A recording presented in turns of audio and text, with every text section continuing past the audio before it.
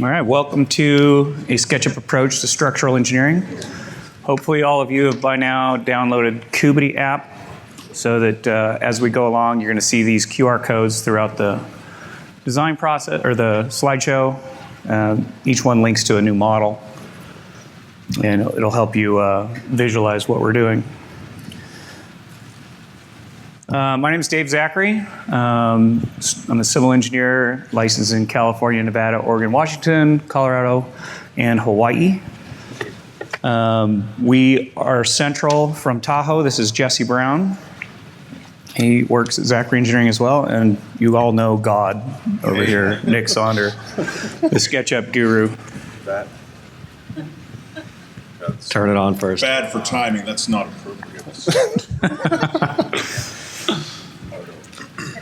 Okay, so again, if you don't have Kubity app, go ahead and download Kubity Go, and you'll see a bunch of QR codes as we go. We'll see more as we go. What we're going to cover is creating the structural model from one of Nick's models, and then creating the plan set from that structural model. How we coordinate over long distances, because we are just central in Tahoe and work all over the place. And what we think the future of SketchUp is, or what it can do, I think, to help speed up the process. As we go, here's the Kubity. This is the model that we saw in the first one. This is our structural model. Is everyone able to scan that, or should I blow it up real quick? Blow it up? Okay. A little bit about this project. It is about a 3,600 square foot custom home in a small golf course community north of Lake Tahoe. It's actually on a pretty good sized lot. We had a lot of challenges with the design as the client wanted to have view of the golf course, which sat about 15 feet up above where the building pad could be. And so we had to design the entire structure in a way that lifted that second floor living area, which typically we try to keep that on the lower floor for resale and so forth, and ease of use as you age through the property. But in this case, they wanted it on the second floor, requiring an elevator as well. But that lifted it up to the point where they captured the view of the golf course and the mountains beyond. We all get that scanned, maybe, kind of. Okay, you want to keep it going? Okay, so how we create the structural model. When we create a model, the better the architectural model comes in, the faster we can put out a quality structural model. Nick's come in pretty much two-dimensional size, so his walls are at 5.5 inches, so our grid lines, everything matches up perfect with facing concrete, and makes our process a lot easier because we're not having to pull off plywood, sheetrock, or anything like that, so that we're not having to move grid lines to basically get to the right spot. But we can build from almost any format. ArchiCAD is sent to us quite often, and we're able to build our models from that. We've had 2D drawings sent to us, and we've built models as well, and then we've also done it from hand drawings sent to us. This Kubity code here, Jesse, if you could blow that one up. Yep. One of our friends is a photographer up in Tahoe, and we've put several of his portraits inside this model. Sorry. We'll have back up here in a second. And the first three people that can tell me how many pictures are inside this model, we have 3 hats and shirts for those people. Terrible. Once Jesse. Once I technical difficulties this. Structural engineers. Just can't trust them.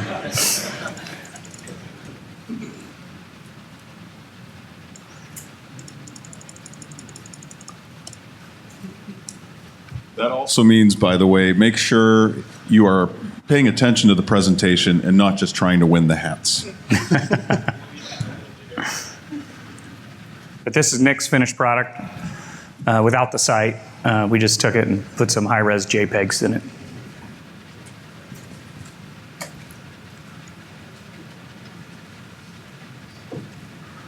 Everybody able to get that?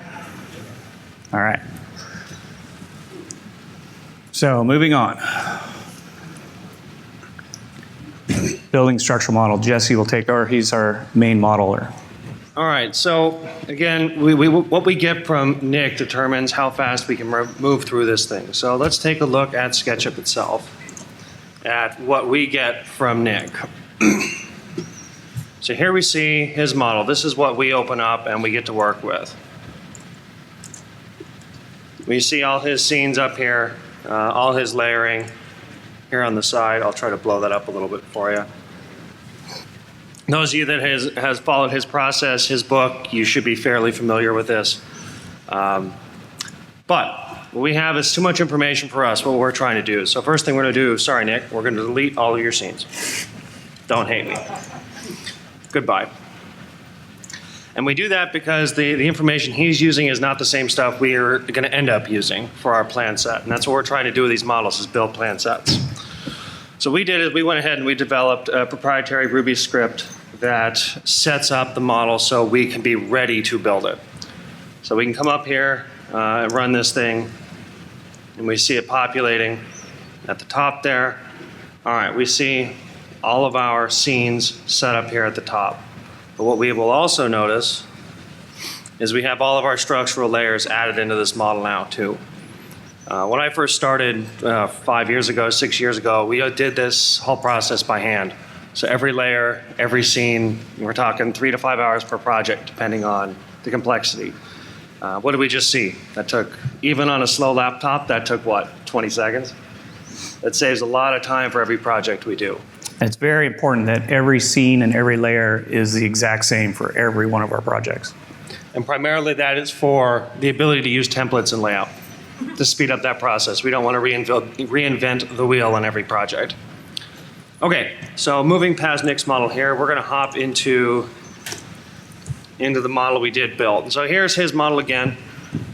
First thing we do is we will actually build the rafters. We work our way down every model we do.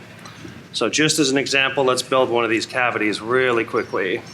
Here we're looking at, this is our library that we draw from. We typically don't draw anything new in SketchUp. We choose it from existing components.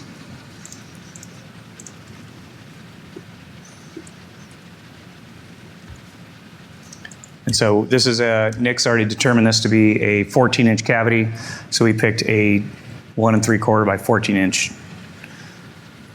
member for placing in there. Bear with me, working on an angled podium is not the easiest thing to do in the world here.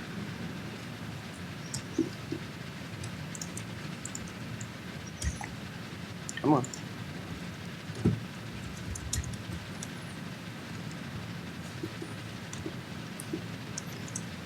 So if we turn off Nick's model here, you'll get the idea.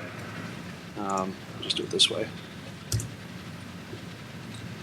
That's the start of our cavity. Obviously, we're going to come in, adjust this thing, and go from there. Come on. There we go. All right, so let me just delete that stuff real quick. And now we can look at what it's going to end up looking like. Here are our rafters. All the cavities have been modeled into this thing. So we work our way down. So rafters are supported by walls. First step, so rafters and walls. Make sure those track down. We add our headers, trimmers, beams, columns. And we see that structure starting to take shape. And we call this a pre-design model. We're just guessing at the member size, or we're just using standard sizes to create a pre-design model. So the drafter will go through and make sure all of our loads are actually reaching the ground. We don't have floating walls. Nothing is unsupported. We got shear walls in here for those of you that are wondering what all the different colored walls are. Drafter will drop in standard shear walls, meeting the code requirements for height to width ratio requirements, and get those ready so the engineer, once he hops into this thing, doesn't have to do a whole lot of modeling or thinking about the model, can just straight up design the thing.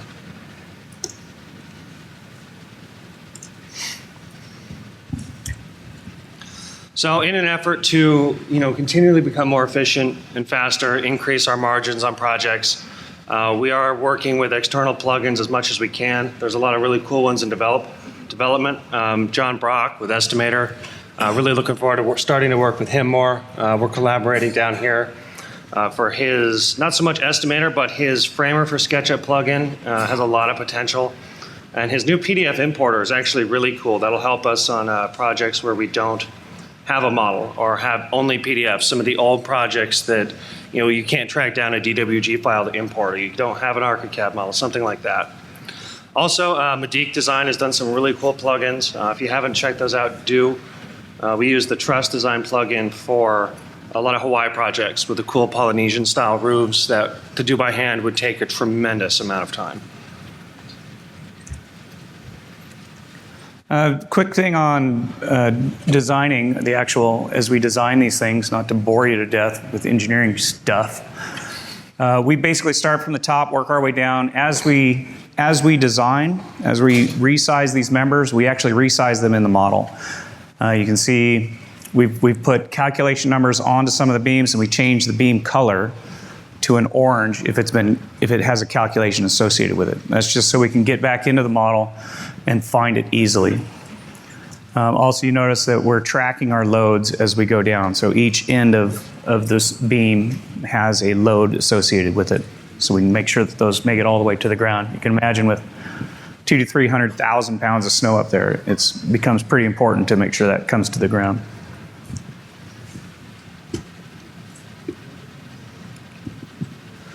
And then, so at this point, we've completed the model. It's a real model. It has real information, and we want to turn that into a plan set for out in the field.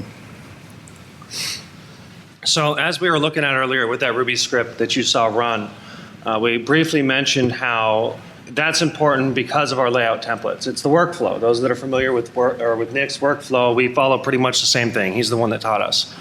So we run that Ruby script so that we can use layout templates. I would open this up for you in layout, but it'll crash this computer, so we're not going to do that.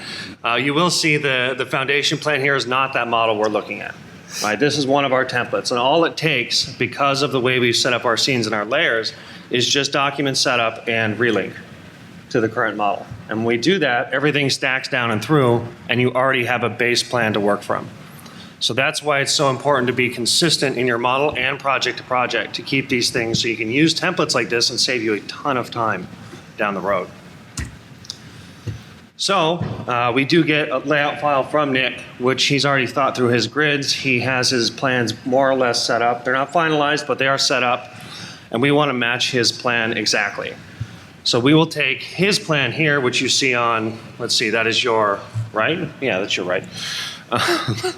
It's this thing, right? So we'll take his grids and we will actually copy and paste those directly into our layout file.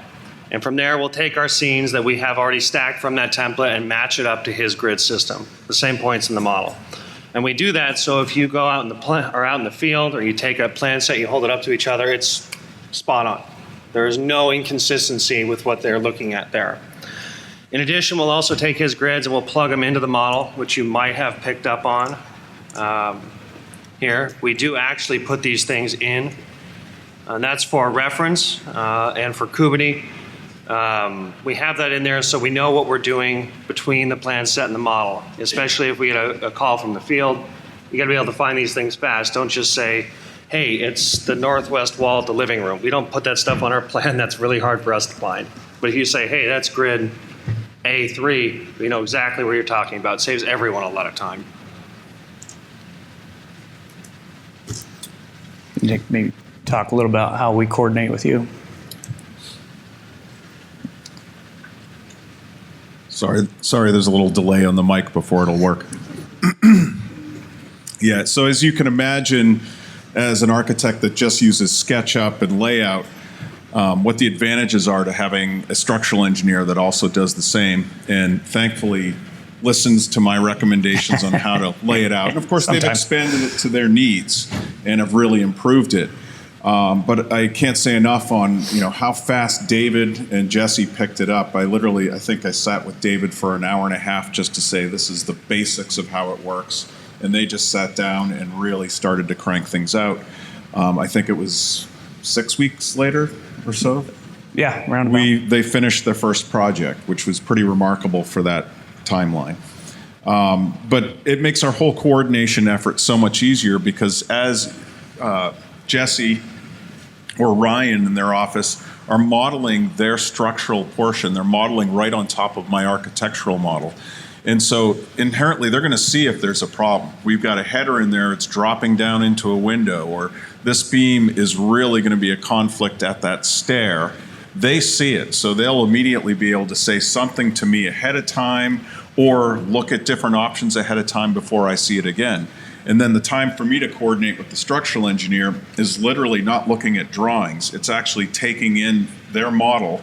And what we do is we'll overlay both models, kind of like the image you saw in the beginning, and we will just walk through the model and look at how all the structure lines up with my design. If there are any conflicts, we discuss whether I need to change my architecture or they need to change their structure, usually the latter. He wishes. Yeah, but no, overall, it's if you can convince your structural engineers to look at this, David and Jesse will speak to it. They only work in this program now, even if they work with clients with other, DataCAD or Revit or AutoCAD, and they're converters, which is really great to see. And they convert and they don't want to go back to it because it takes them a third or less of the time that they used to spend on it. No, we won't go back. Not a chance. All right, let's take a look again at the plan labeling. So we kind of saw it a little bit on this slide. It's really hard to see, but we got a bigger one in a second. So as David kind of mentioned, as this model is designed, we put real information in. So we can take a look at this steel beam. Don't know how many of you are actually familiar with entity info and how that translates into layout, or can, if you're using it correctly. So this beam was designed to be a W16 by 36. That's what's going to work. That's similar to the size Nick wanted to see. So that's what we go with. And that is actually labeled and is now real information that's associated with that beam. And as it turns out, shameless plug for SketchUp, they did build that one, and that was in the component warehouse, the 3D warehouse that we grabbed. That's really, really handy for all the steel sections. But so that is real information in the model. So when we get into layout, we have the leader, or the label tool, which is the box with the leader there. And that will actually grab that information from the model. So you're not looking through calcs, you're not looking through all this stuff to find out what that member is. You literally can take, inside joke, it's okay. You can take a drafter, someone who's not familiar with a project, and they can grab the label tool, grab that component, and that's what's going to drop in.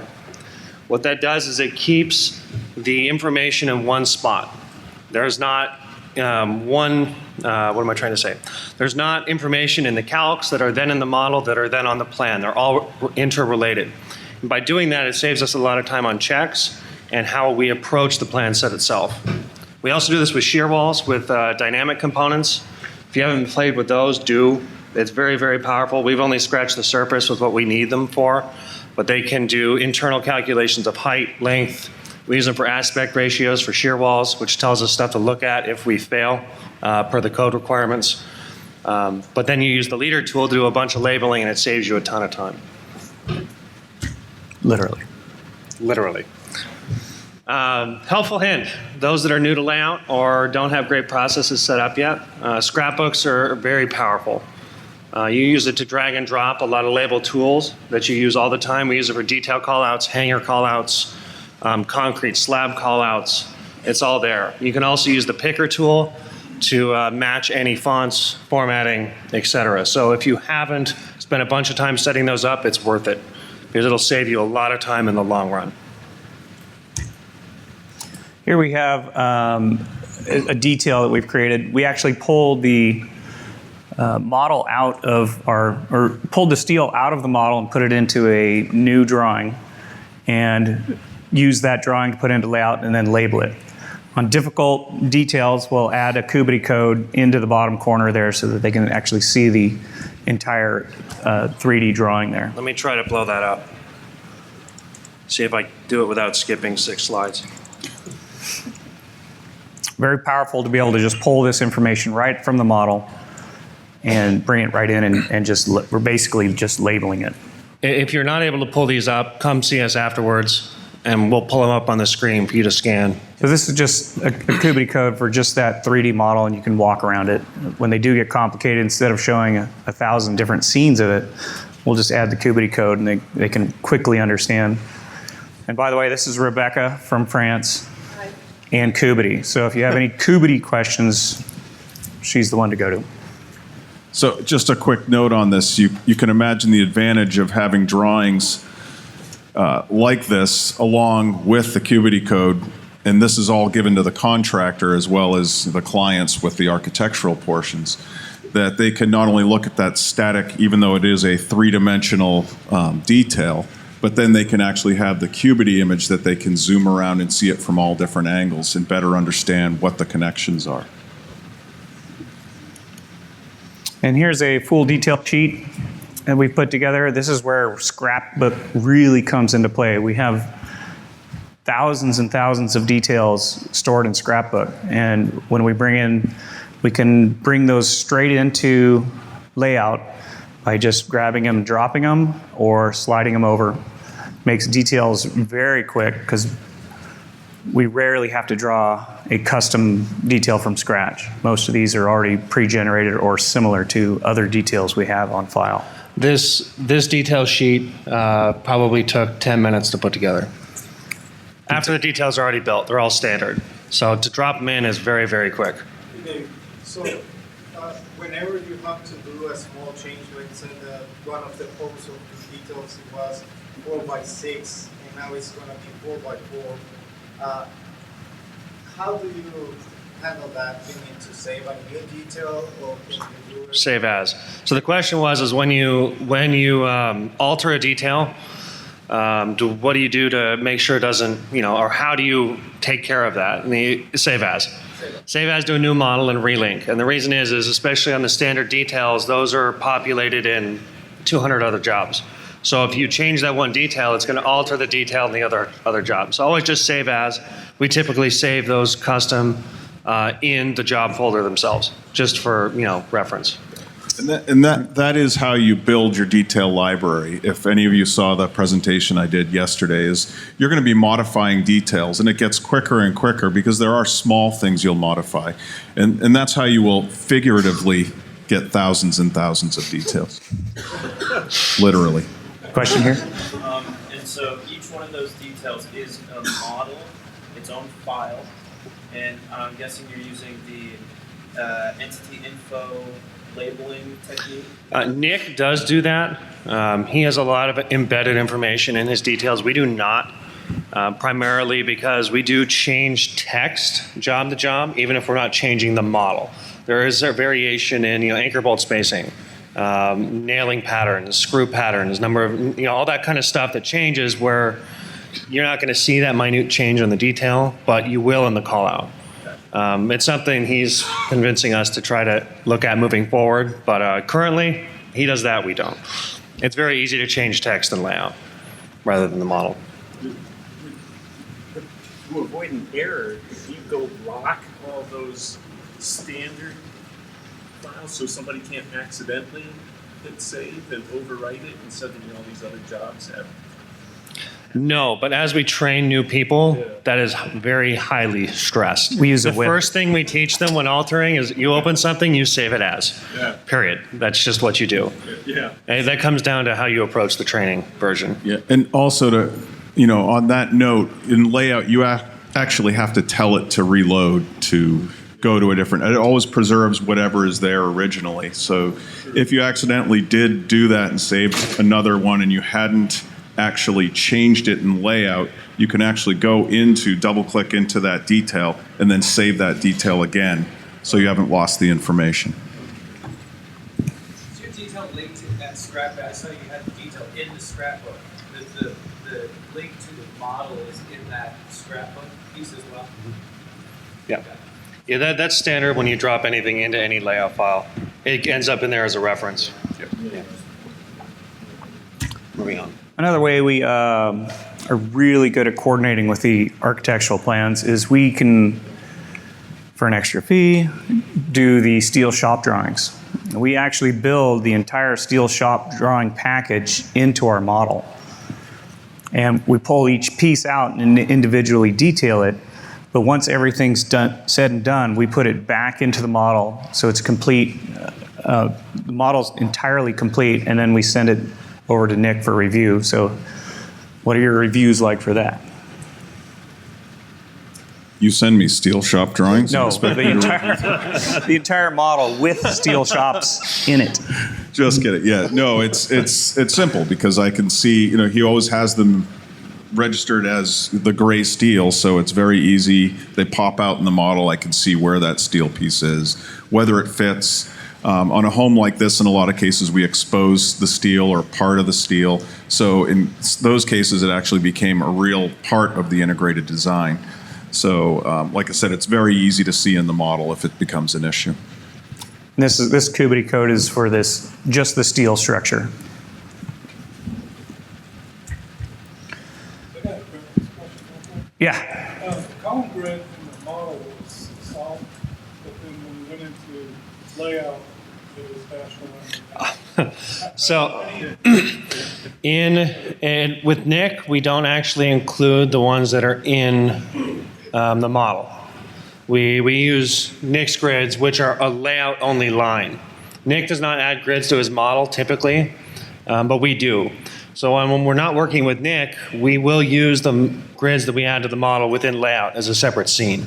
But for Nick's, he makes such great grid lines and line work and layout, we just grab his. A lot of times we have such big structures, they don't fit on the 24 by 36, so we split the plans. And it's much simpler to just grab his grids, lined up exactly where he's got them on the page, and just use them, than it is to include the model ones. But yes, we do use the model ones for pretty much everyone else we work with. And it's just a vector viewport. Well, if you're in, And they're also in there because Kubity does recognize them, and it's really nice to have them in the field. Really nice to have the grid lines in the field when they're looking at the 3D models. Contractors tell me that they look at these Kubity codes at least 3-4 times a day, pulling it up on tablets or their phone or their worker's phone. Okay, we because we're in Tahoe and we do work all over the West Coast and Hawaii, we do coordinate over long distance, and we rarely have to visit the job site, and we're just going to go over how we do that. First of all is our architectural coordination, which Nick's talked about a little bit. This is a project that shows the steel shops already embedded in it and a portion of the architectural model. So really, Nick is just walking through and looking for things to poke out. Again, we put 4 3D isometrics on our cover page, a giant Kubity code, and how to access that code. That goes out on every single project. And as well, you might see other Kubity codes embedded in the details. So that we just don't get phone calls anymore because our project can't be wrong because we built it in the architectural model. And we labeled it from the structural model, and they have access to a 3D plan. They figure it out on their own, which saves everybody time. We typically don't get many questions during construction. It is usually just a couple here and there, and the only times that we have to go out to the site, for me, is when I want to see the progress of the project, or if a client is requesting that they have some representation on site if they're an out-of-town client.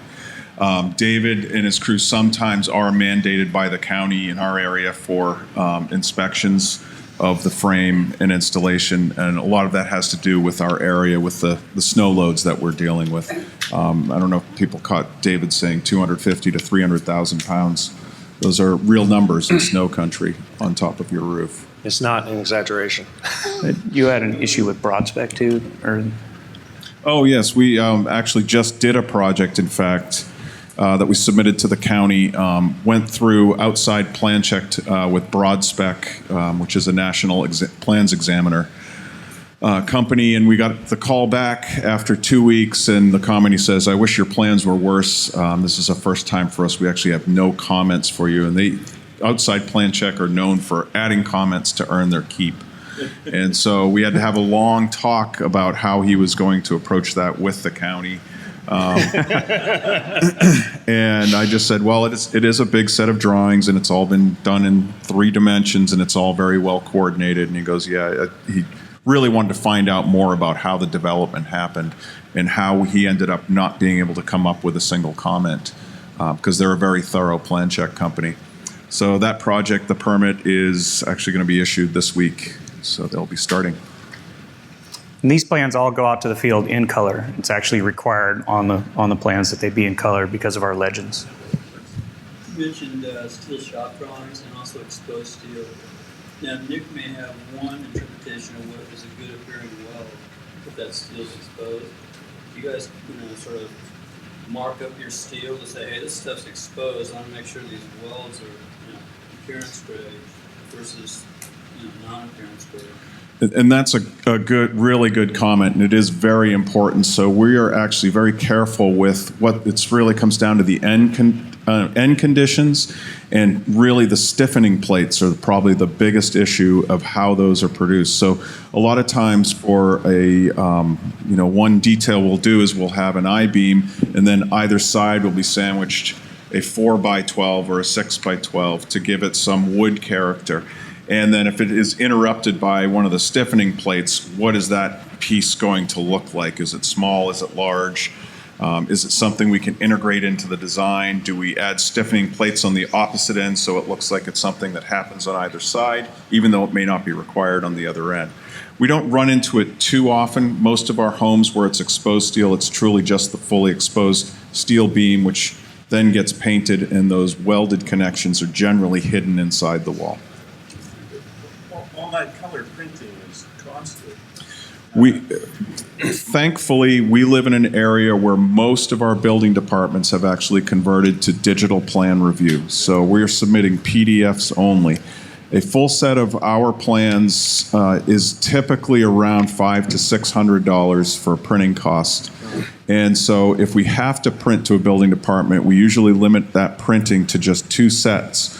Then the contractor always has the field set, inspector has the other set, and then any remaining subsets that they have, they usually print up in black and white. And we have a really good printer in our area that can take the color PDFs and print them. They adjust their toner levels. They have a high quality black and white printer, and they come out just as all grayscale.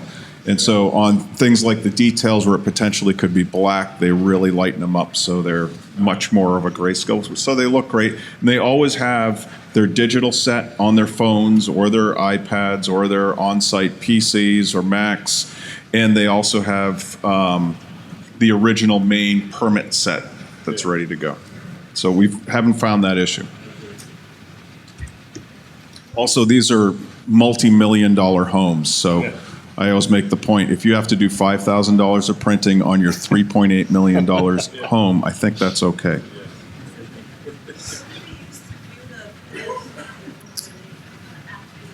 I use Goodreader or the mobile Bluebeam. We use Bluebeam, which is discussed right here. Actually, when we do coordinate over long distances, we do send out the Kubity code so that they can see the 3D model. We also send out a PDF set, and we request that they use Bluebeam because any places they mark it up is tracked, and we can review every single comment and respond to it, and that gets tracked back to them. So it's very good for a back and forth and being very thorough. And we also use GoToMeeting, where we can pull up the model on our computer and have it seen anywhere else in the world and walk through it. We had a question You here. mentioned that you eliminate all the scenes of the model. But do you maintain the section planes that you established, the back to back? We maintain them. Sometimes I'll go through and delete them because they don't help us at all. But we always save as. So if we need to go back and look at something, we have his model. We don't use section planes. No, we do not. We give our model to Nick, and then his sections include the structural members. But the horizontal one is established and Nope, those are just stacked members. We do not use section planes. We have used it once on one job, and it was 2 weeks ago in Hawaii because it was all concrete walls, and we had no way to show it otherwise. But that's it. We do it differently. And that's because we do all stick framing all the way through, and we group and layer so that we can do it that way. Question over here. how do you do the last bit of drawings? Do you change them on the fly, mark them up, put them in, Did you hear it? As-built? As-built? As we go through a project and there are changes, we typically just issue those 8.5 by 11. And you're actually changing the model? we do. The final model is what is built. We continually upgrade the model if there are any changes. And don't call them as-built. Record drawings only. No, but it's a good question because there are some developments actually that I work in that actually require, and this is the HOA, that any changes that happen in the field, we do have to go back and document those. So the contractor usually comes back with, here's where we moved the window. Then, of course, I run it over to these guys. Is that okay, in case they didn't know? But they'll ask us to put all the vents all in the correct location, and then I do have to actually create that architecturally as well. And anytime there is a change or a request for a change in the field that involves both of us, we do actually update our drawings, but they'll issue just an 8.5 by 11 field drawing for the inspector to approve that portion. Inspector actually usually prefers that as opposed to a whole new revised sheet. Now, with them going to all digital, a lot of them, this is fairly new to them, especially the main county we work in. We're still kind of exploring how they're going to want those revisions made, whether it is now going to be just a digital upload. We're actually dealing with that right now on a project that was changed from a framed floor with crawl space to a slab. Yeah, over here. So is the QD the only model that's going out to the job site, or is the SketchUp file making it into the contract as well? Depends on the contractor. Yeah, typically we won't hand out SketchUp because if somebody gets an axis off and they start measuring stuff, the model is completely accurate, but if they measure something wrong, they could come back to us. So we'd like to, but we don't. Nick told us not to. Yeah, and I don't think it's a good idea to give something that they can edit, move, and modify easily and use that for construction, especially if they have somebody that's inexperienced and understands how easy it is to move something in SketchUp and get it out of plane or off axis or change the axis. That could be more of a problem than I think it's worth. So the only follow-up to that is if QD is about the only thing that goes out 3D-wise, is there enough information in that QD model for a lot of the questions that the contractors have? There's enough information absolutely in the drawings themselves, and the Cubity model is more of something that helps them to visualize something and understand it in a three-dimensional manner, complementing the drawings. No, not yet. Not yet. They're accurate enough, but it's not there yet. You had a question here? I'll just go back to the as-built and record drawing because I work for the county Orange. Uh-huh. And actually, we put the record and we use as-built, and then we got lawsuits because the earth moved and what is underneath also changed location. So they said, why you say as-built is supposed to be here? And they couldn't find it or something. So then we have to change all our record, our as-built, we cross it, and we have to put record drawing. We got the lawsuit. Wow, okay. Stupid earth moving. Well, it's a good point. The reason you don't use the word as-built is we can never certify that it's as-built. The only one that can ever certify that is the person that built it. So that's why we always use the term, it's a record file. And the counties wouldn't want to have that liability either, saying this is as built. Well, no, this is the record that we have. Because sometimes that you can tell them, okay, type it, but they actually build somewhere else. Yes. Yeah. Okay, now for our shameless requests from SketchUp. Currently, it takes about 2 weeks for us to start and complete a project. That's actually pretty fast because AutoCAD, it was taking us a month to do the same thing. So with the new plugins coming up and Kubity, we're looking at the future of, we think we can get it down to 1 week.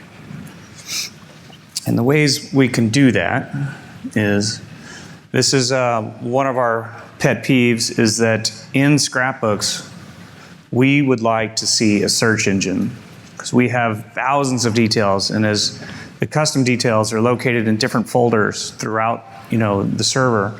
So if there was a way to put metadata, a title, keyword searches, and a search engine in the scrapbook area, we could find these things really fast and change the way we label them.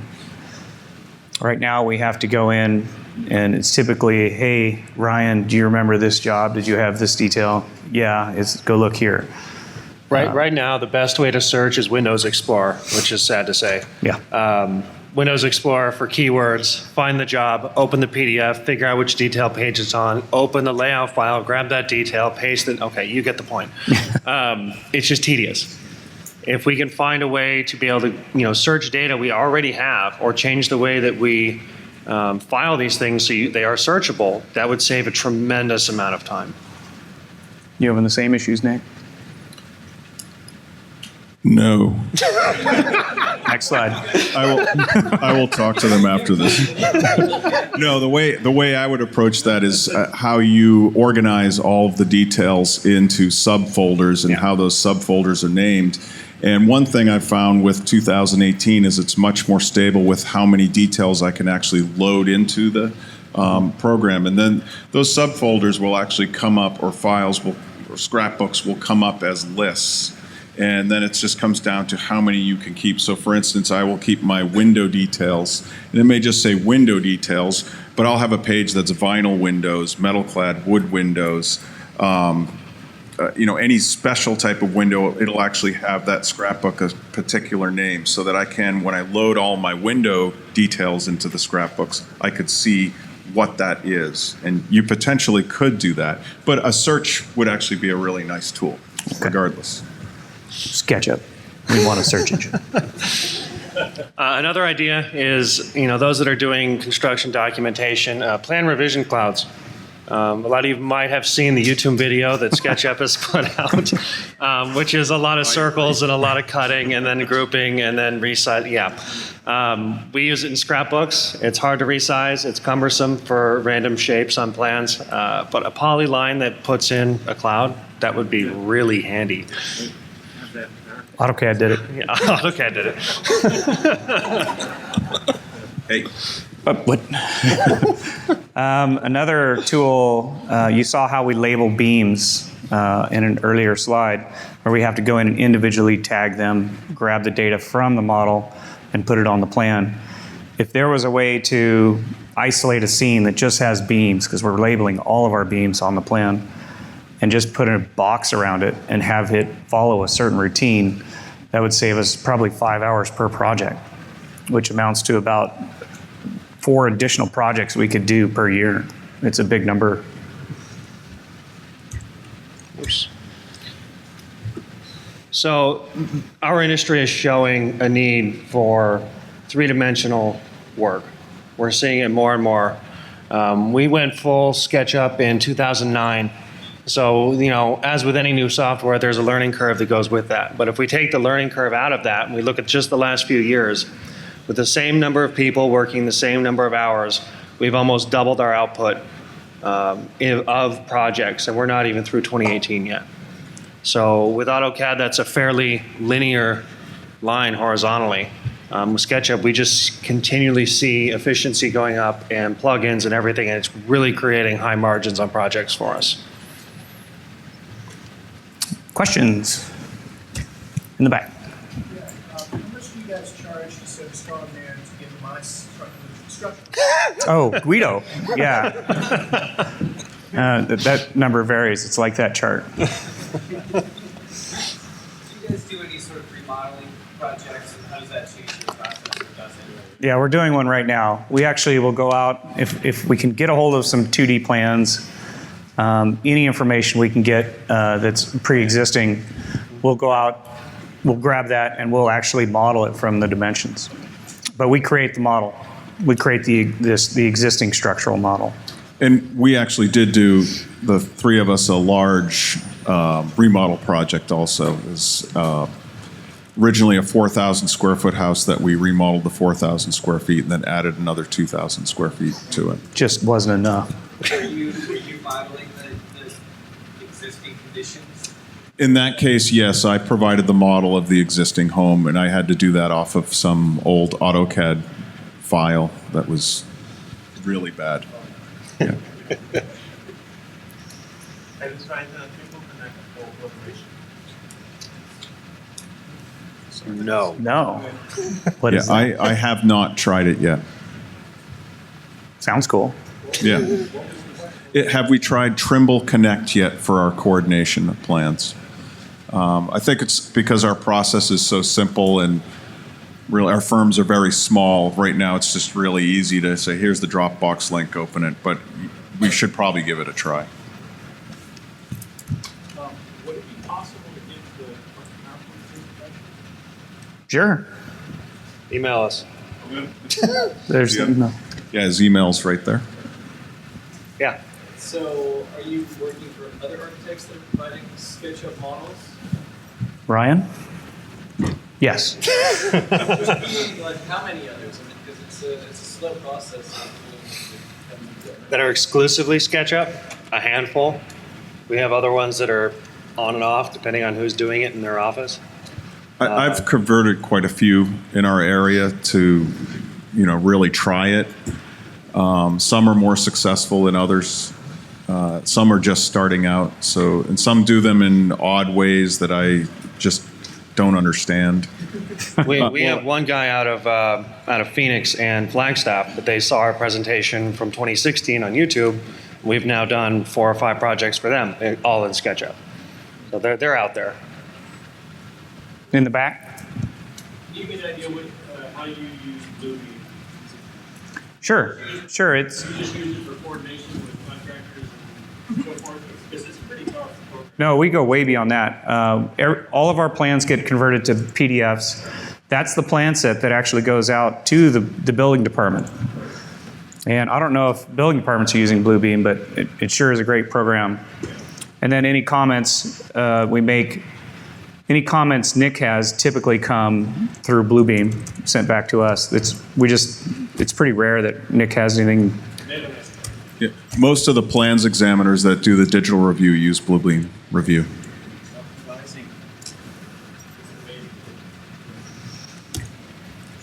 And it has a really good cloud. Yeah, it's got a really good cloud.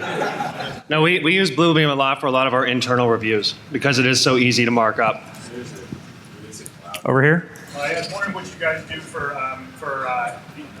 Yeah. as-built products for scanning, for cloud, integration, point cloud. Do you guys get into that, or do you just sketch yourself from start? So you got products down the way, you got Matterport, you got the various Trimble things, lasers. Do you guys utilize that for any of your existing structures that you're remodeling or doing work on? Do you know? No, I mean, in at least the projects that I've done with them, because we've done, actually there was the other one in Incline Village, Lee, we did, which was another really large remodel. In those cases, we were able to acquire the original original AutoCAD files for one project. On the other, I went out with my son, who was 16 at the time, and physically measured the whole building, like old school, with Is that helpful? I mean, you guys should move into having that point cloud stuff. It's kind of time on that. I would, yeah, it'd be great, but I think it's something, remodels are not a giant scope for us. It's probably going to become more and more as the houses start to really age. And the development that I live in, it's pretty old now. It was started in 76. And so it's, some of the homes now are in that 30 to 40 years. So we're starting to see more and more remodels in that area. But some of the newer golf course communities and a lot of the homes around the lake, it's either the remodel is either major or it's tear the building down and start from scratch. And in Truckee area, a lot of it is just brand new homes. But we have looked into a little bit of it. We just don't get that many remodels, so it's not. It more or less priced us out last time we looked at it. We couldn't make a margin on it. We'll talk. You did still show a raster image down beneath your structural drawings that had facades on it, which you're not measuring any of the facade, but it was shaded down below your, and that's something that you created, right? That you created that? It's part of the model. You deleted all the scenes, and you came back in and you, how did they do that? So you're asking why they have shade and shadow and fog and things like that? Because I made them do it. Yep. I told them your drawings need to look pretty, and they came back immediately looking beautiful. Their details are incredible. In fact, they do a lot of things that I don't do, which I think are really especially helpful for structural, is they'll do a lot of transparencies on the materials like concrete so you can see the rebar and what the rebar is doing. Well, if they got to put structure inside that, inside your structure, it's inside the, that's not even the wrapper, you're trying to find that wrapper, if you put that on x-ray mode, you can probably get in a little easier. Honestly, that was slow for me because it's a terrible laptop and I'm at an angle. Like, honestly, to build one of Nick's models, that whole architectural model you saw would take me 5.5 hours. Yeah, and his Tops. cavities are dimensional lumber sizes. I can attest So to you can that actually too. see 'em. Yesterday I had some difficulties because I had about 3 inches of mouse room, and I use a pen and tablet, so it was a little bit of a challenge. Any other questions? In the back. So you talked about showing rebar. Do you show the rebar in foundation wall or footers or anything like that? In our details, yes, not in the model. So that all models, you don't show that kind of detail. Use your scrapbooks to show the specific. Correct, yeah. We don't geek out on them that much. This is, if you go back to your detail sheet, Sure. you're saying that you have thousands of scrapbooks. Yes. Literally. How does that, does that make that layout file heavy? I mean, If you keep the scrapbooks open, yes.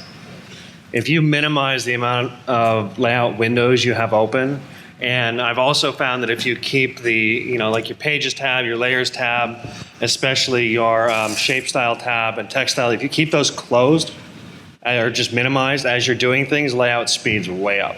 If you leave everything open and viewable, it slows way down. It's constantly searching through things and changing based on what you're clicking, and the program speeds up if you keep only what you're using visible. So you can have a lot of files in your scrapbooks, but you just want to keep it closed. Yeah. Correct. Yeah, until you need to grab something, just keep that thing minimized. All the way in the back?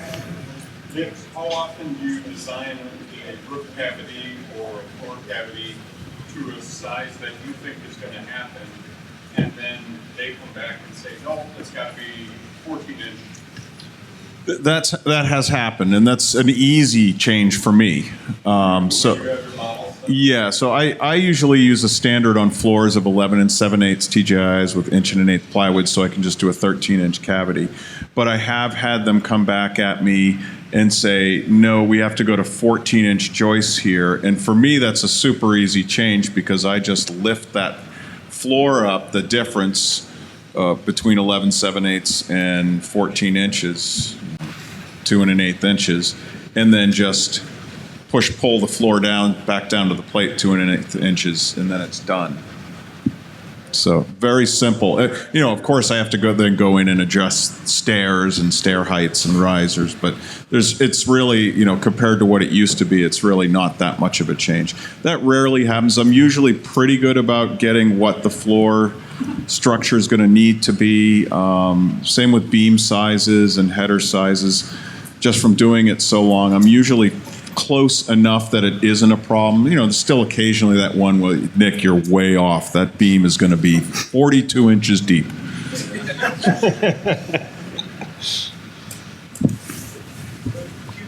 versus the SketchUp viewer, why use Qubity? It works. Well, SketchUp Viewer, I'm told, had a major improvement, which I have not seen. And the advantage of SketchUp Viewer would have over Qubity is that it preserves all the layering and all the scenes, all of those things, which is really, now Qubity does preserve the scenes also. You just have to hit the Tor button and it'll go through each scene.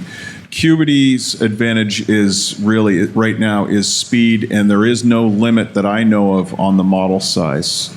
So I can't recall what the model size is on this file, but our files combined are usually in the 60 to 80 meg max. And an 80 meg file that I loaded into it had no trouble at all. 60. You mentioned when you were describing when you're starting and building your structural drawings, you're taking notes, eliminated his scenes, and all your scenes came into your research. What's the learning curve on learning how to do it? I spend 8 to 10 hours of learning and trial and error to create that plugin in Ruby. Yeah. It's basically 2 full days is what it took me to develop that. Now, I have done a little bit of coding in the past, so I understand basic structure, though I didn't get the language. Like you asked me to do something in C++ now. Like I can barely do Java or HTML, but I understand basic coding structure. So for me, it was a little bit easier. But really, once you start to understand the Ruby language itself, you can it's really easy to trial and error. Like, oh, that doesn't work. Okay, try that. Okay, oh, there it is. And then you can check SketchUcation. There's a lot of online feedback from people that if you grab piecemeal stuff and put it all together, you can create something fairly simply.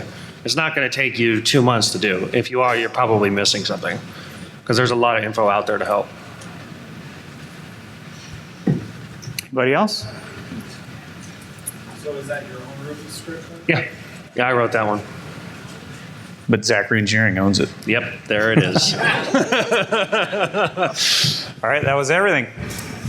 Thanks for coming out, guys.